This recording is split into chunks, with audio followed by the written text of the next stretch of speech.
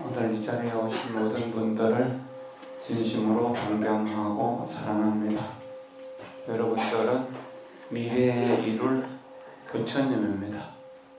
미래에 이룰 부처님이라는 사실은 성인의 종자, 성종이라는 뜻입니다. 성인의 씨앗, 이 세상에서 가장 귀한 분이 부처님이고 그 귀한 분의 아들, 딸이기 때문에 가장 귀한 족성이다. 가장 귀한, 존귀한 어떤 민족이다. 이렇게 이야기할 수 있고 또한 그런 가문이라고 이렇게 이야기할 수도 있습니다. 좋은 인연은 좋은 문명을 만들어냅니다. 좋은 인연은 돈을 쉽게 벌 수 있는 이런 인연도 좋은 인연이 될 수가 있고 또 사랑하는 사람을 만나서 행복하게 사는 것도 좋은 인연이 될 수 있습니다.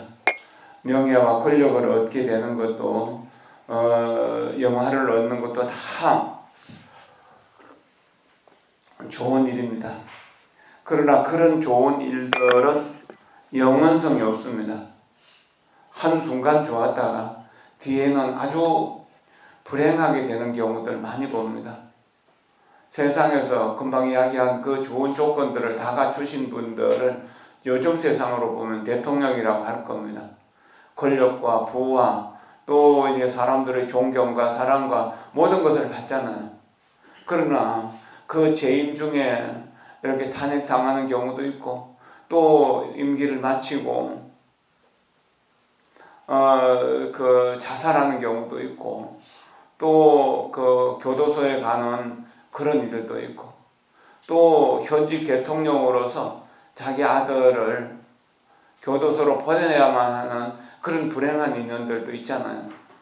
한때 좋은 것, 이게 파도가 하늘 끝까지 올라갔다가 그 다음에 땅 끝까지, 지옥 끝까지 내려가는 이런 모습들을 봅니다. 그렇지 않습니까? 한때 재벌이라고 세계적인 그 기업인이라고 그렇게 불렸던 분들도 나중에 늙고 병들면은 비참해지는 경우들 참 많이 봅니다.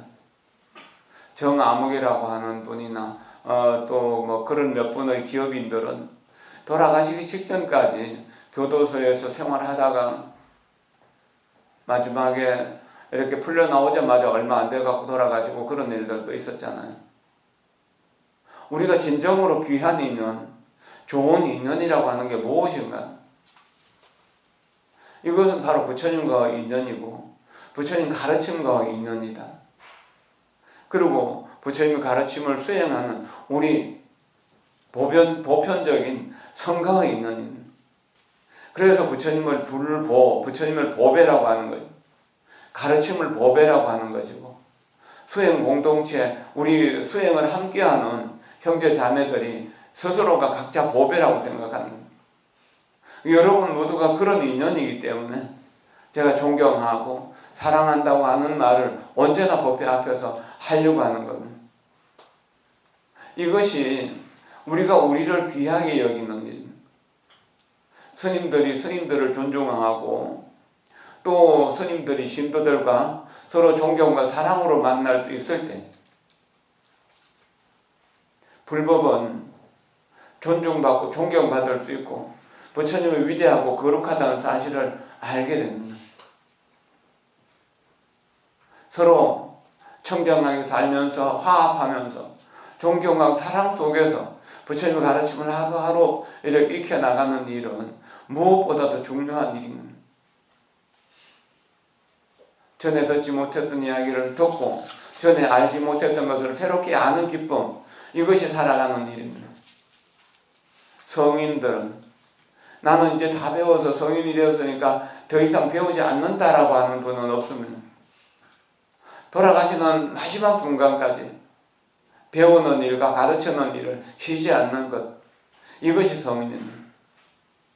공자님은 내가 모른다는 사실을 아는 것, 이것이 배움의 시작이라고 말씀하셨습니다.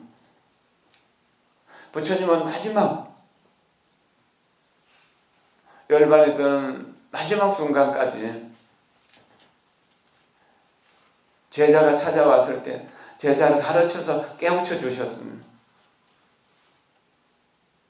우리의 삶이 늘 배움과 깨달음의 연속이 되고 우리의 삶이 늘 가르침과 깨우쳐 줌이 되는 그런 삶을 살 때 우리는 매일매일 성장하게 됩니다. 산에는 수많은 나무들이 있습니다.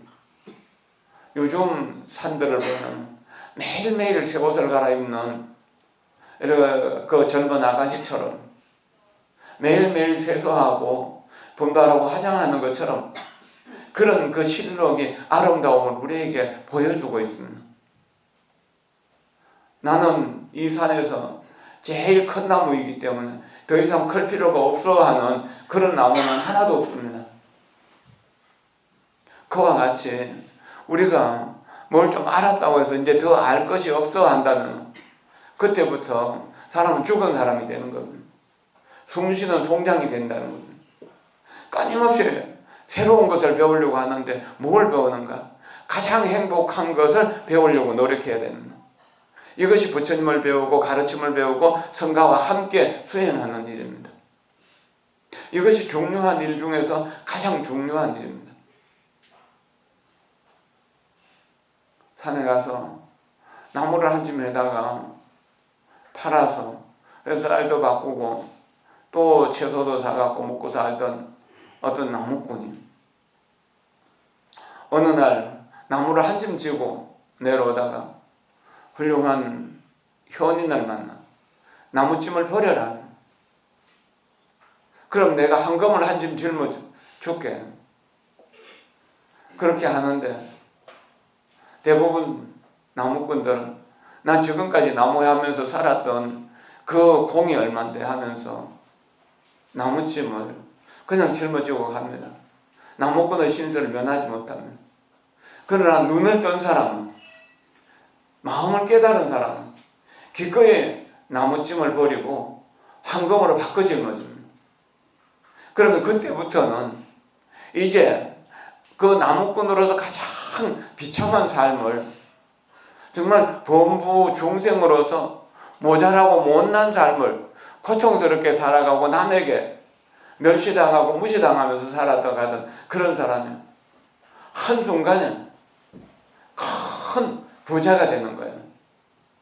세상에 제일 가는 부자가 된다는 겁니다. 늘 하루하루 먹고 살기에 급급해갖고 동동거든 치던 사람이 법을 알고 법을 깨닫게 되면 이제 그 별 볼일 없는 백성, 천민들이라고 하는 이들도 한순간에 왕의 자리에 앉을 수 있다는, 왕보다 더 자신감 넘치는 인생을 살아갈 수 있다는 겁니다. 마음을 깨닫고 마음을 편안하게 하는 그런 사람들, 언제나 그런 여유로운 삶을 살 수 있습니다. 태풍 속에서 바다가 용수섬 치는 그런 파도 속에 있다 하더라도 마음이 고요하고 평화로울 수 있다는,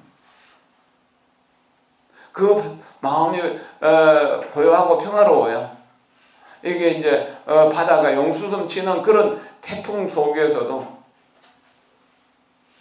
자기를 항해할 수 있고 자기가 헤엄쳐갈 수도 있고 또 큰 배를 움직여서 많은 사람을 실어 나를 수 있다는 겁니다. 이것은 중요한 일 중에서도 중요한 일이라고 하는 겁니다.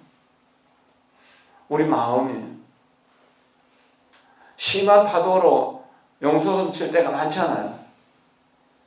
한때는 확 올라가서 천상에 간 것 같다가 한순간 지옥을 밑에까지 내려간 것 같은 그런 느낌들, 그것이 순간적으로 일어나잖아요. 아침에 눈 떠서부터 저녁에 눈 감을 때까지, 잠잘 때까지 계속 그렇게 천당과 지옥을 왕복하는 파도 속에 살아가지 않습니까? 늘 구하려고 하는, 밖에서 구하려고 하는. 그러면 그 파도를 면할 수가 없어요. 그러나 밖으로 향하던 우리의 눈을 우리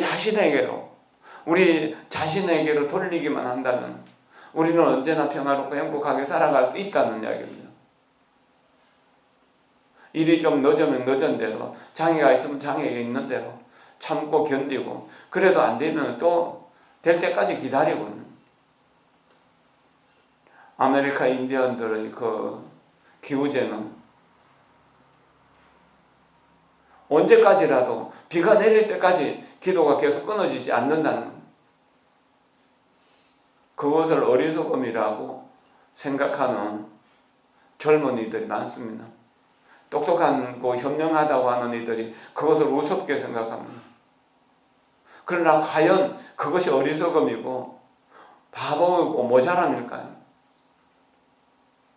우리는 우리 욕심을 끝없이 채우기 위해 가지고 정말로 놀랍게 세상을 변화시키고 있습니다.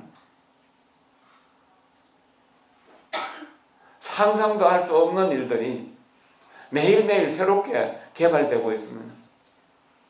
그래서 행복의 조건이 차고 넘칩니다.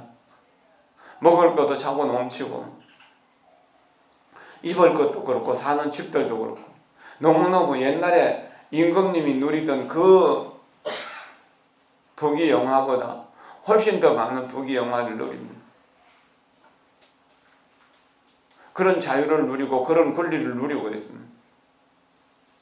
그런데 지구 전체로 보면은 환경오염, 생태계 파괴라고 하는 것으로 우리 삶의 터전이 오염되고 파괴되고 있습니다. 어제 비가 와서 오늘은 미세먼지가 심하지는 않습니다만 그걸 걱정하는 시대가 됐습니다. 그리고 흘러가는 물을 우리 어릴 때는 아무 데서나 먹어도 아무 문제가 없었는데 지금은 물을 사서 먹지 않으면 안 됩니다. 어디서도 숨쉬기가 편치 않기 때문에 다 마스크 쓰고 살잖아요. 이제 정부에서 마스크 풀어도 된다고 하는 그런 관념, 그런 발표를 하고 나도 한 달이 넘어 지났는데도 아직도 마스크를 써야 된다고 생각하는 거예요. 그만큼 뭡니까? 공기가 오염됐다는. 그럼 삶의 터전인 이 공기나 물이나 이 토지를 정화하려고 하는 그런 노력보다는 오히려 그것을 파헤쳐갖고 쓰레기장을 만들고 공해 투성이를 만드는 것에 너무 급급해 있다는 겁니다. 이것은 밖을 향해서 행복을 찾아가는 모습들입니다. 밖을 향해서 행복을 찾을 때 많은 것을 얻었습니다. 그러나 그것이 전부 우리를 반은 괴롭히는 일이고 반은 즐겁게 하는 일입니다. 아주 큰 것은 괴롭게 하는 것이고 작은 것은 즐겁게 하는 일일지도 모르죠. 옛날엔 시어머니, 시할머니까지 모시고 살면서도 아들, 딸 여러 명 낳아서 키우면서도 고생이라고, 그걸 고생이라고 생각 안 하면서 살았던 우리 어른들이 계십니다. 여기에도 어르신들 다 그렇잖아요. 아들, 딸 7, 8명 되시는 분들도 있잖아요. 형제가 그렇게 되시는 분도 있고. 근데 지금 이렇게 풍요롭고 이렇게 자유롭고 이렇게 권력이 넘치는데도 아들 하나 낳는 것이 두렵고 딸 하나 낳는 것이 두려운 겁니다.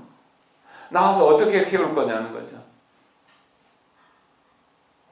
옛날에 저녁 해먹으면 아침에 뭘 먹을까 걱정하고 아침에 해먹고 나면 저녁에 뭘 먹을까 양식이 걱정하는 그런 시대에도 걱정 안 하던 일들을 이렇게 풍요로운 시대도 걱정하면서 사는 것이 소위 말하는 첨단 문명의 선두에 선 사람들이라는, 박사학위를 2개, 3개 가지고도 결혼하면 가정을 이끌어가고 또한 자식을 낳아서 키우기에 부족하기 때문에 결혼을 망설이고 있는 겁니다. 왜 그런가? 내 행복이 밖에 있는 조건에 달려있다고 보기 때문에, 밖에 있다고 생각하기 때문입니다. 그러나 행복은 밖에 있는 게 아니죠. 우리 내면에 이미 갖추어져 있다는 겁니다. 이미 우리의 생명이 모든 가치를 가지고 있다는 겁니다. 재벌이든지 가난한 사람이든지 간에 만약에 중병에 걸려서 암에 걸렸다고 한번 생각해 보세요. 암에 걸렸다면 나는 가족들을 위해서 내 돈 쓰면 안 돼. 그러면 아파 죽을 거야 하고 그냥 죽는 사람이 있나요? 가족들도 죽게 그냥 내버려 둡니까? 가진 재산을 다 팔아갖고라도 살리려고 하잖아요. 살아 숨쉰다는 것이 그만큼 가치 있는 일이라는 거예요. 그런데 병은 어디서 왔나요? 돈을 벌기 위해서, 재산을 누리기 위해서, 권력을 얻기 위해서 너무나 무리하게 아등바등했기 때문에 매일매일 썩어가고 죽음을 향해서 달려가는 이 몸뚱이를 조금 편하게 하기 위해서 돈 버는 거 아닌가요? 그런 것들이 결국은 우리를 압박하는 거죠. 총체적으로 보면은 문명이 주는 이기가 세상을 좋게 만들어가고 있는 부분도 많이 있습니다. 그것이 대체적으로 건강하게 오래 살고 있다는 겁니다. 건강하고 오래 사는 것이 과연 좋은 일일까요? 100살을 넘어서 돌아가신 할머니가 나 좀 제발 좀 정토로 갈 수 있도록 나 좀 죽게 해주라고 애원하는 소리를 여러 번 들었습니다. 나이 좀 많이 들면 잘 나가던 사람들도 가족들에게도 외면당하게 되는, 가족들도 소홀하게 여기는. 그러는데 남들이 뭐 이렇게 좀 챙겨주고 어르신이라고 잘 모셔주는 경우가 잘 있나요? 그러니까 오래 산다는 것이 그렇게 행복은 아니다는 이야기죠. 특히나 치매에 걸려가지고 아들, 딸이 와도 당신 누구요? 라고 물어보는 그런 지경이 된다는, 또 누워서 기저귀 차고 살아야 되는 그런 상황이 된다는, 사는 게 행복일까요? 진정으로 사는 게 좋은 것일까요?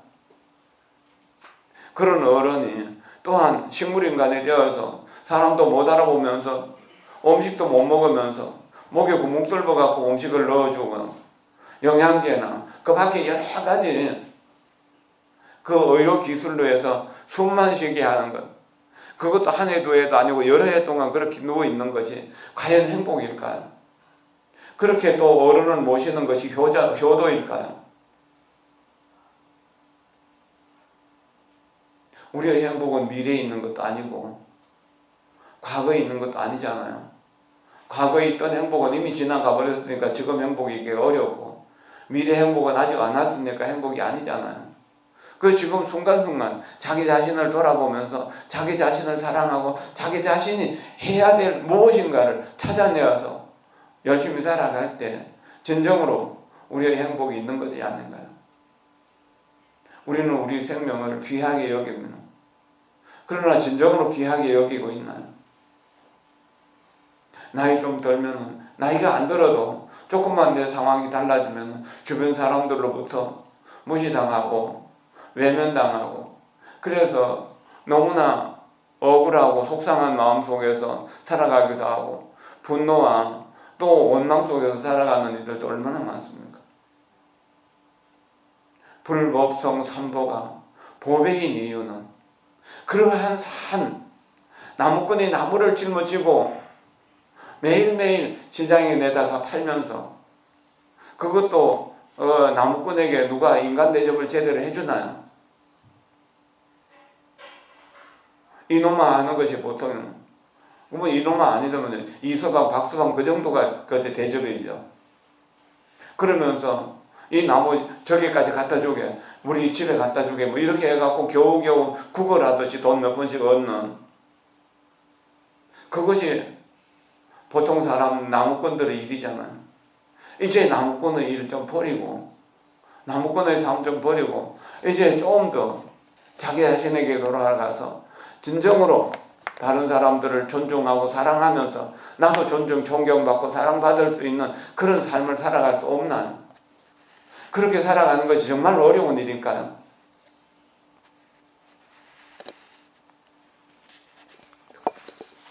대기업을 운영하시는 분들이나 중소기업을 운영하시는 분들이나 그 기업에서 일하는 그 분들이 거의 대부분 그런 식으로 살지 않습니까? 그리고 그렇게 해갖고 벌어온 돈을 가지고 가족들을 먹여 살리고 있다는, 그렇게 생각한다면 우리가 과연 그 귀한 돈을 가지고 맛있는 음식 사 먹는데, 또는 좋은 옷 사 입는데, 명품을 사는데 쓰는 것이 정당한가요? 그것이 진정한 행복일까요? 참 삶의 가치가, 참 삶의 의미가 무엇일까? 참 행복이란 무엇일까? 나는 은행에 100억쯤 예금돼 있어. 이제 그러니까 근심 걱정 없어 하면서 근심 걱정 안 하는 이들이 있나? 그렇게 많이 쌓아 놓는다고 하더라도 근심 걱정을 항상 따라다니잖아. 정당하지 않게 돈을 벌면은 5사람이 가져간다고, 5가지 도적이 가져간다 했어. 첫 번째 도적은 물이나 불, 천지재변이죠. 물, 불, 이런 지진 같은 이런 걸로 해서 재산도 명예도 권력도 다 잃고 생명까지도 잃게 되는 거고, 또 세금이나 이런 걸로 세무조사 맞아가지고 기업이 휘청거리거나 또는 도산되는 경우들도 있잖아요. 이런 경우들도 있고, 또 종종 이렇게 집안일을 이렇게 살림살이들 보면 아버지 어머니의 뜻을 잘 몰라가지고 그냥 아버지 어머니 유산을 함부로 써가지고 아버지 어머니 살아계실 때도 아주 형편없는 인생을 살아서 가문의 먹칠을 하고 부모들의 심장에다가 못을 박는 그런 자녀들 얼마나 많습니까? 그리고 죽고 난 뒤에 다시 그거 완전히 거지처럼 돼가지고 그렇게 사는 이들도 있지 않습니까? 어떻게 해야 우리가 우리 인간다운 삶을 살 수 있을까? 평온하고 고요하면서 남들로부터 존경받고 사랑받으면서 여유롭게 풍요롭게 살 수 있는 방법이 진정으로 없을까요? 한번 생각해 보세요. 진정으로 내가 나를 사랑하는 방법이 뭘까요? 나 자신을 해치지 않고 남을 해칠 수 있는 방법은 없다고 했습니다. 그걸 바꿔 이야기하면 남을 돕지 않고 내가 행복해질 수 없다는 이야기입니다. 열방경에는 이런 이야기가 나옵니다. 어떤 수행자가 깊은 산중에서 수행을 하고 있습니다. 조용히 깊은 명상에 들어있는데 재행무상 시생멸법이라는 개성이 들려옵니다. 이 세상 모든 것은 변한다. 부상하다. 이것이 나고 죽는 법이다. 그 소리를 듣는 순간 마음이 확 열렸던 겁니다. 그리고 이 개성을 일러준 스승이 누구인가를 찾습니다. 주변에 아무리 봐도 사람은 없습니다. 사람의 피를 빨아먹고 사람을 잡아먹는 나찰이 보이는 겁니다. 그 나찰에게 당신이 재행무상시 생멸법이라고 일러주었느냐? 맞다고. 그런데 반드시 뒤에 다른 개성들이 있을 텐데 다른 뒷구절을 좀 나한테 일러주라고. 그러니까 그 나찰이 나는 너무 배가 고파가지고 당신을 잡아먹지 않으면 지금 굶어 죽을 지경이다. 당신 먼저 잡아먹어야 되겠다. 내 생명 아깝지 않다. 내 생명 아깝지 않다. 내가 뒤에 구절을 가르쳐주면은 내 생명을 당신에게 주겠다고. 그래서 당신이 살 수 있도록 해주겠다고.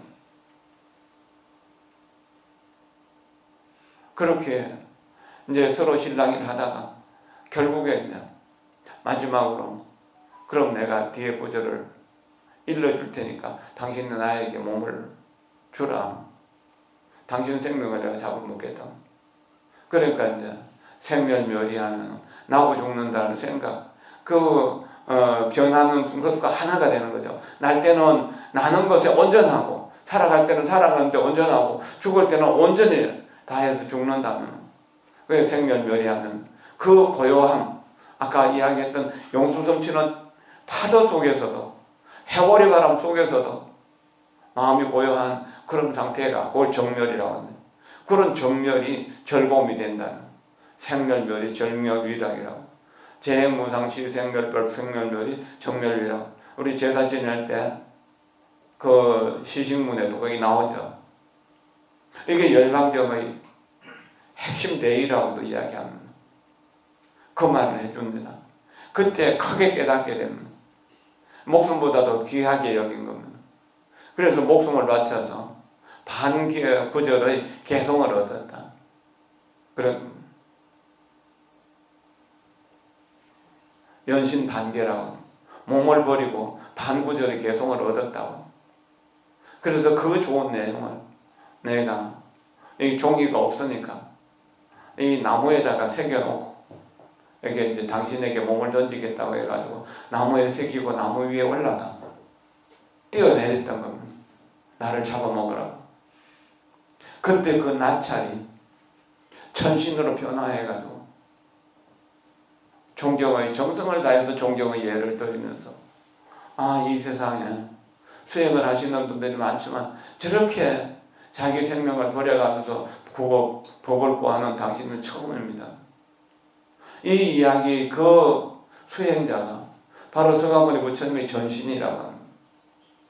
나찰은 제석천왕이라는 제석천왕이 그 나찰의 몸으로 나타나서 수행자가 수행하려고 하는 의지, 법을 배우고 법을 깨닫고 법을 전하려고 하는 의지를 시험해보기 위해서 나찰로 나타났다는 나찰을 요즘 이야기하면 흡혈귀, 피를 빨아부는 귀신이라고 이렇게 이야기할 수도 있어요.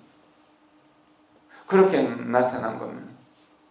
자, 이 이야기를 통해서 우리는 많은 것을 깨달을 수 있습니다. 우리 삶 속에서 우리를 괴롭히는 여러 가지 인연들이 있습니다. 어찌 보면 그 나찰보다 더 두렵고 우리를 고통스럽게 하고 우리를 속상하게 하고 힘들게 하는 사람도 있을 수 있습니다. 그러나 그 사람들이 어쩌면 제석천왕이거나 아니면 관세음보살이나 문수보살, 보현보살의 화현일 수도 있다는. 혹독한 장수는 부하 직원들을 훈련시킬 때 혹독하게 합니다. 그렇게 해서 그 부하 직원이 전쟁터 총알이 빗발치고 칼날이 빗발치는 그런 속에서도 살아나올 수 있는 그런 훈련을 시킵니다. 지금도 군대에서 해병대나 특수부대들은 그런 훈련을 시키는 곳이 있습니다. 그때 그 사람은 훌륭한 인재가 되는 겁니다. 또한 귀한 아들을 낳아서 아들을 아주 험하게 키우는 사람들도 있습니다. 혹독하게 훈련을 시키는 뭡니까? 유대인들이 지금도 뭐 자식을 가르치는 법에 그런 부분도 있다고 그러죠. 훌륭한 명문가에서는 그런 아이들을 그렇게 키운다고 그러죠. 사자는 새끼를 놓으면 이게 절벽 밑에 떨어뜨려가지고 제 힘으로 기어 오르는 놈만 키운다는 그런 이야기도 있고, 동영상에서 눈 많이 쌓인 산에서 그 하얀 곰이 새끼 곰을 밑으로 굴러 떨어뜨려가지고 죽을 고생을 다해갖고 살려올 때 데리고 가서 키우는 그런 장면을 보기도 했었습니다. 실제로 그런 일이 있지 않습니까? 내 눈에 꽂히고 내 눈에 보석인 아이들이 다른 사람의 눈에도 꽃이 되고 보석이 될 수 있도록 키워내가는 일을, 그것은 중요한 일이거든. 내 스스로가 귀하다고 여기는 사람, 남들을 귀하게 여길 때 그 가치가 드러나는 겁니다. 어제 우리는 다대포 해변에서 방생을 했습니다.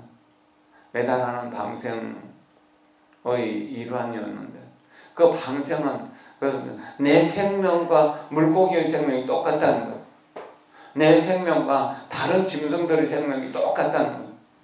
그걸 생각하게 될 때 그 생명들을 살려주는 것이 내 공덕이고 내 삶을 건강하게 만들어주고 내 정신을 건전하게 만들어주는 에너지가 되기 때문에 그런 겁니다. 훌륭한 사람이 훌륭한 세상을 만듭니다. 좋은 사람이 좋은 세상을 만든다는 이야기입니다. 그러면 서로가 서로를 존중하고 사랑하는 사람이라면 진정 좋은 사람으로서 좋은 세상을 만들 수 있습니다. 그러나 남을 해쳐가지고라도 남을 속여가지고라도 자기를 돋보이려고 한다면 그것은 진정한 사람, 행복을 얻는 사람이 아니고 불행을 만드는 사람들이죠. 뉴스에 많이 떠오르는 사람들이 그런 사람들이 아니겠습니까? 좋은 일이든 나쁜 일이든 좋은 일은 드러내고 나쁜 일은 감춰주려고 하는 그런 의지가 필요하다는 이야기입니다. 이야기거리가 많았는데 앞에 이야기가 좀 길었습니다. 오늘 공부할 내용 좀 보겠습니다. 40쪽 스스로에 대한 사랑입니다. 자기 자신에 대한 사랑입니다. 앞에 이야기 쭉 했던 것도 자기 자신에 대한 사랑이라고 여기십시오. 그리고 이렇게 본문 듣는 것이 바로 나무짐을 버리고 황금으로 짐을 바꿔지는 것, 100원으로 짐을 바꿔지는 것이라고 이렇게 생각하십시오. 듣는 사람에 따라서 저 스님 법은 언제 끝날 거야? 지겨워 죽겠는데 똑같은 이야기 하고 또 하고 또 하고 그렇게 생각하는 사람도 있을 거예요. 지혜로운 분들은 본문을 들을 때 똑같은 이야기를 매일 새롭게 듣습니다. 우리 출근길에 매일 똑같은 길을 가면서도 매일매일 새로운 것을 볼 수 있는 사람이 있습니다. 마음이 비어있는 사람, 마음의 그릇이 비어있는 사람은 늘 새로운 것을 봅니다. 근데 마음속에 욕심과 분노가 꽉 차 있는 사람들 새로운 것을 보지 못합니다. 그런 업의 차이 때문에 세상 사람들이 살아가는 모습이 차이로 나타날 수밖에 없는 것입니다. 똑같은 본문이라도 그렇게 듣는 것이 다릅니다. 저는 어제 공부를 하면서 전에 오랫동안 많이 읽고 연구했던 부분이 눈에 안 들어오는 것이 눈에 확 들어와서 기분이 참 좋았습니다. 그래서 이제 전체를 한눈에 볼 수 있는 그런 뭔가가 보여졌다는 겁니다. 이런 것들이 오히려 수행하는 이익이고 공부를 하는 이익이라는 것을 어제 좀 생각을 했었습니다.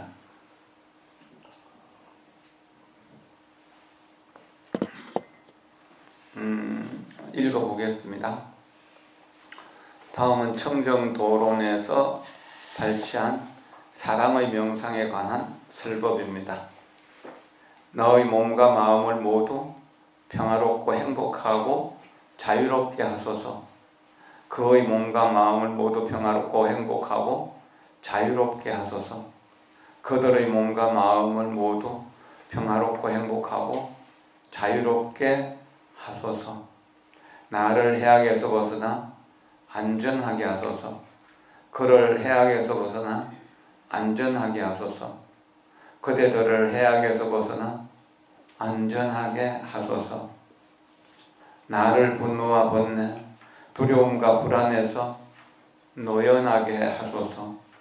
그를 분노와 번뇌, 두려움과 불안에서 노연하게 하소서. 그대들을 분노와 번뇌, 두려움과 불안에서 노연하게 하소서. 나의 몸과 마음을 모두 평화롭고 행복하고 자유롭게 하소서. 그대의 몸과 마음을 모두 평화롭고 행복하고 자유롭게 하소서. 그대들의 몸과 마음을 모두 평화롭고 행복하고 자유롭게 하소서. 나를 분노와 번뇌, 두려움과 불안에서 노연하게 하소서. 그를 분노와 번뇌, 두려움과 불안에서 노연하게 하소서. 그대들을 분노와 번뇌, 두려움과 불안에서 노연하게 하소서. 나 자신의 몸과 마음을 모두 평화롭고 행복하고 자유롭게 하소서. 당신의 몸과 마음을 모두 평화롭고 행복하고 자유롭게 하소서. 중생들의 몸과 마음을 모두 평화롭고 행복하고 자유롭게 하소서. 내가 나를 해악에서 벗어나 안전하게 하소서. 당신이 당신들을 해악에서 벗어나 안전하게 하소서. 중생들이 중생들을 해악에서 벗어나 안전하게 하소서. 나를 분노와 번뇌, 두려움과 불안에서 노연하게 하소서. 당신을 분노와 번뇌, 두려움과 불안에서 노연하게 하소서. 당신들이 중생들을 분노와 번뇌, 두려움과 불안에서 노연하게 하소서. 자신에 대한 사랑, 이것은 이렇게 시작됩니다. 이 내용을 석줄로 이렇게 옮겨가지고 매일매일 읽어도 좋을 것이고, 또 9줄을 다 이렇게 해가지고 매일매일 읽어도 좋을 것입니다. 이렇게 읽다 보면 금방 이게 와닿지를 않습니다. 그러나 오래오래 하다 보면 그것이 내 마음의 뿌리 속에 들어오게 되고, 그러면은 세상을 보는 안목이 달라지고 세상을 보는 안목이 새로워지게 됩니다. 눈을 번쩍 뜨게 됩니다. 수행을 하는 사람은 날마다 눈이 좋아집니다.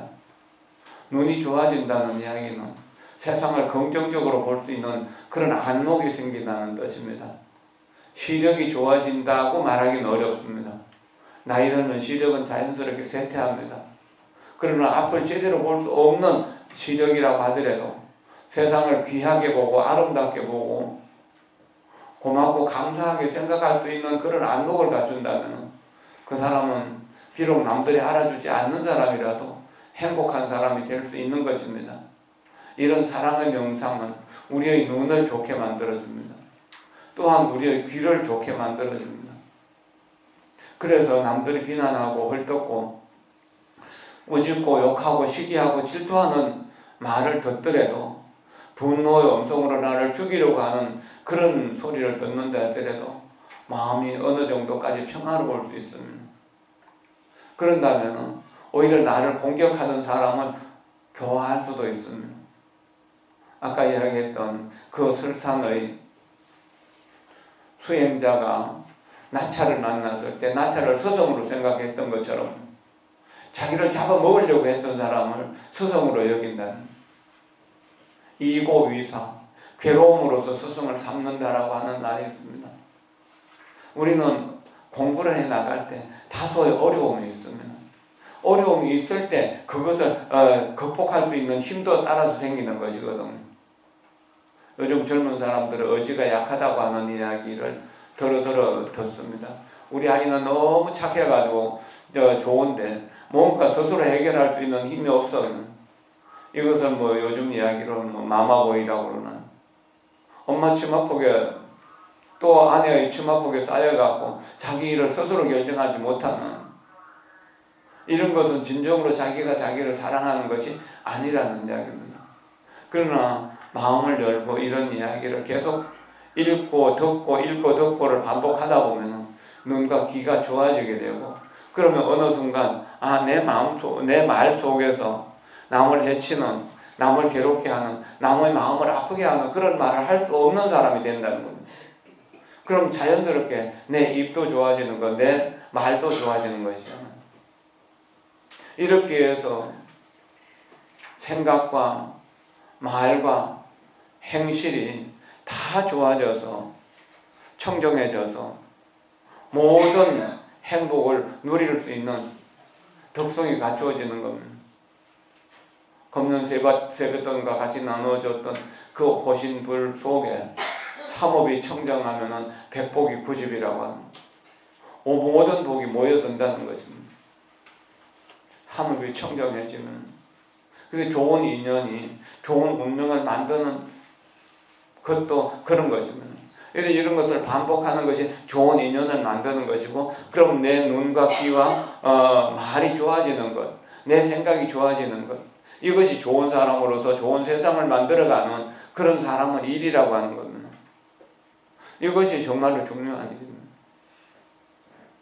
진언을 외우든 연구를 하든 경전을 읽든 나는 사두 참선을 하든 호흡 관찰만 하든 어떤 수행을 하든지 간에 우리의 생각이 긍정적이 되고 우리의 말이 긍정적이 되고 행동이 긍정적으로 되어야 됩니다. 그래서 내가 말한 것 때문에 후회하는 일이 생기지 않고, 내가 말한 것 때문에 근심과 걱정이 되지 않도록, 내 말이 다른 사람에게 비난받을 말이 되지 않도록 하는,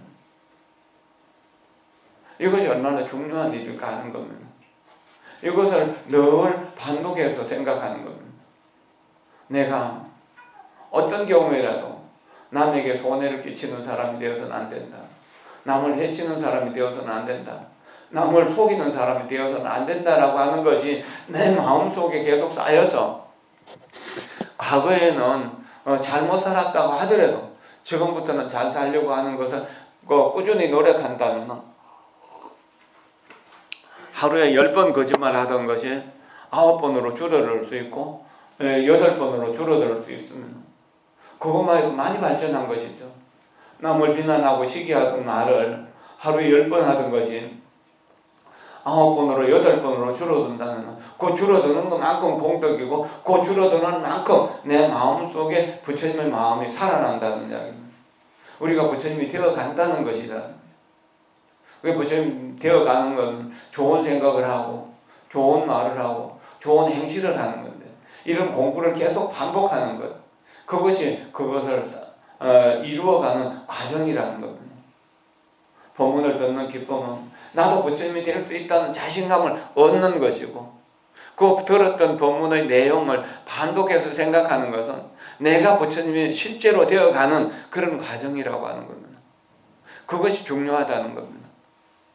그래서 법을 듣는 것이 기쁨이 되고 그것을 참고하고 사유해서 내 것으로 만드는 것이 행복이 된다는 겁니다. 기쁨이 행복을 만들어내는 겁니다. 우리 간암사에서 식당을 법필선열당이라고 이름 지었던 이유도 그런 겁니다. 법을 듣는 기쁨이 수행하는 행복을 만들어내는, 체험할 수 있도록 하는 것입니다. 옛날에 모든 부처님들이 이렇게 법을 듣는 기쁨으로써 공부를 했고 수행해서 그 마음을 사유하고 사유해서 모든 것이 내 마음속에 갇혀 있다는 사실을 확실하게 깨달은 것, 이것을 행복이라고 생각했던 겁니다. 그래서 세상 사람들이 보기에는 좀 멍청하고 바보같이 또 저 어렵고 힘든 일들을 어떻게 해나가 하지만 그것이 아니라는 이야기죠. 남보다 더 앞선 생각을 할 줄 알고 남의 그 어떤 존경과 사랑을 이끌어낼 수 있는 그런 말을 써나간다는 겁니다. 또 그런 행실을 통해서 모범을 보인다는 겁니다. 틱나탄 스님은 나이 들어서 법문하실 때 늘 그렇게 말씀하셨습니다. 내 삶이 내 가르침이다.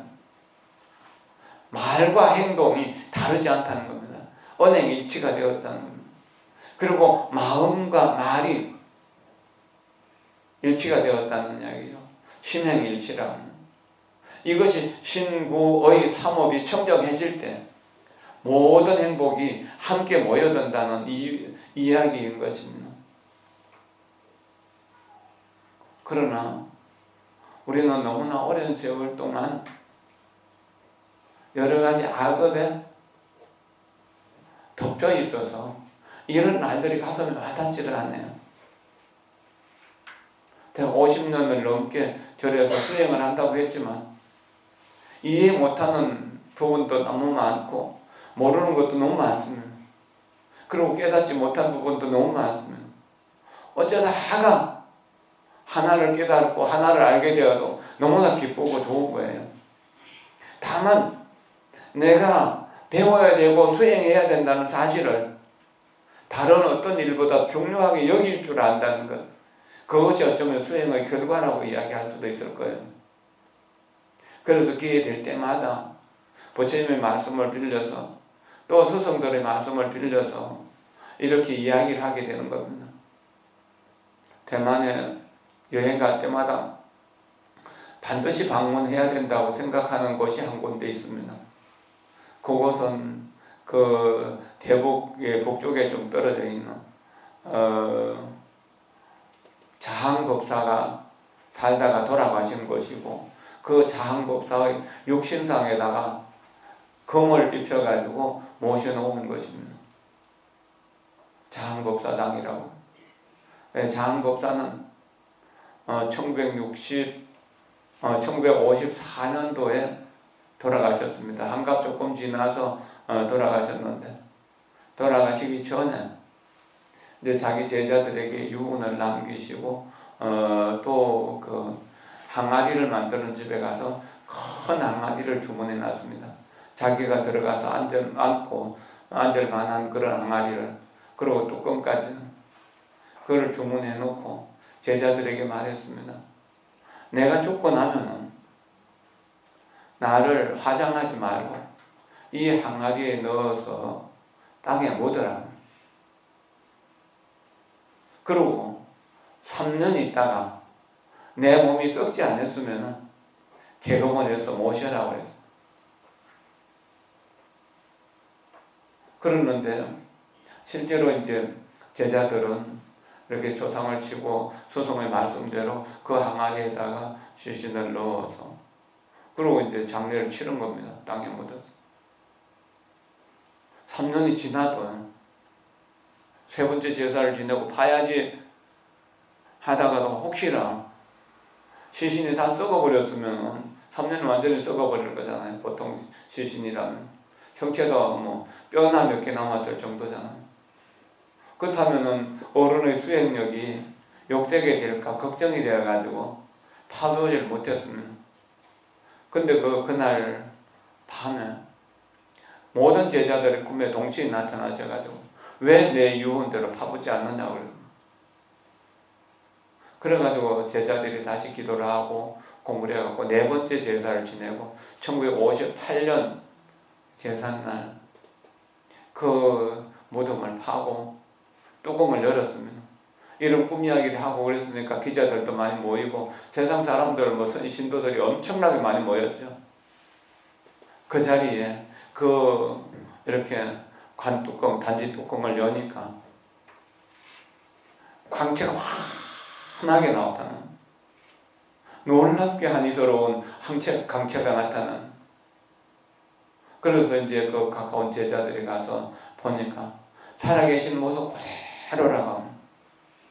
살아계실 때는 약간 살이 있어서 퉁퉁했는데 배도 좀 나오고 그러는데 그 살이 쏙 빠진 상태로 그대로 계시더라는 겁니다. 머리카락도 길고 수염도 길고요. 그래가지고 그대로 개검을 해가지고 지금도 못 쉬고 있어요. 그래서 대만 가면 꼭 제가 한 번씩 들리고 그러거든요. 영묘법사라고 하는 분은 그냥 땅에 묻었는데, 관에 넣어서 땅에 묻었는데 여러 해가 지났는데도 다시 시신에 전혀도 훼손되지 않아가지고 그렇게 모셨고, 청원법사라고 하는 분은 또 47살에 돌아가셨는데도 또 그분도 그렇게 돼 있어가지고 이렇게 육신보살로 모셨거든요. 그러면서 그런 걸 보면서 중국의 육조대사, 감산대사 같은 이런 육신보살에 대한 믿음을 갖게 되었다는 겁니다. 그리고 큰 스님들 돌아가시고 나면 크게 방광을 하는 것, 그런 모습들도 볼 수 있고 또 여러 가지 신비스러운 일들도 볼 수 있는 겁니다. 우리는 불행하고 힘들고 어렵게 살다가 한순간 하루만이라도 좀 꽃이 피어있고 물이 밝게 흐르는 공원에 가서 놀러 나가면은 그 놀러 나가는 자체를 행복이라고 여기죠. 이런 거 한번 생각해 보세요. 한 30평 되는 작은 아파트에서 가족들이 아웅다웅 그렇게 살아가다가 수만 평 되는 큰 정원, 공원의 한가운데 저택을 짓고 개인용 비행기나 헬리콥터도 준비하고 그리고 저수지를 곳곳에서 파가지고 그래서 이제 연꽃이 피어 있고 여러 가지 아름다운 나무들이 꽃을 피우는 그런 정원으로 그런 큰 저택으로 이사 가게 된다면 가는 것이 즐거울까요? 괴로울까요? 괴로울까요? 저는 괴로움이 아닐 거라고 생각해요. 즐거움이겠죠. 한번 상상만 해도요. 그럼 우리가 남암타워를 하루에 10,000번씩 죽을 때까지 한다면 극락세계 내가 이야기했던 이 즐거움과 비교가 안 되는 거죠. 상상을 초월하는 행복이 우리를 기다리고 있는데 늙음이 뭐 괴롭고 병들면 뭐 괴롭습니까? 죽음이 뭐 두렵습니까? 즐거운 일이죠. 여러분 모두가 언제나 평화롭고 행복하기를 기원합니다. 여러분 모두를 진심으로 존경하고 저에게 조그마한 공덕이라도 있다면 여러분들에게 아낌없이 다 드리겠습니다. 여러분들이 언제나 모든 부처님과 똑같이 행복을 누릴 수 있기를 진심으로 기원합니다. 고맙습니다. 감사합니다.